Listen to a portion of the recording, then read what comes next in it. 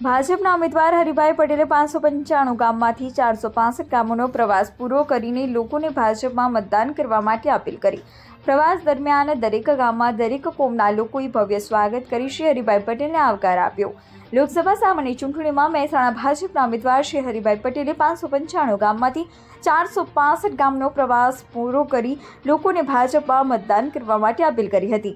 આ પ્રવાસ દરમિયાન દરેક ગામમાં દરેક કોમના લોકોએ ભવ્ય સ્વાગત કરી શ્રી હરિભાઈ પટેલને આવકાર આપ્યો હતો। વાલમ ગામમાં ઠાઠુ મહોત્સવમાં બળદગાડામાં બેસીને શ્રી હરિભાઈનું ભવ્ય સ્વાગત કરવામાં આવ્યું હતું, જ્યારે હસનપુર ગામમાં ટ્રેક્ટરમાં બેસીને પ્રચાર કર્યો હતો।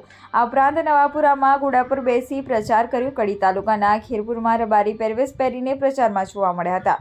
વિસનગર તાલુકાના ધામણવા ગામમાં મહિલા મંડળીમાં ભજન કીર્તન કરી પ્રચાર કર્યો હતો। વિજાપુર તાલુકાના વિવિધ ગામમાં ધાર્મિક કાર્યક્રમોમાં હાજરી આપી પ્રચાર કર્યો હતો।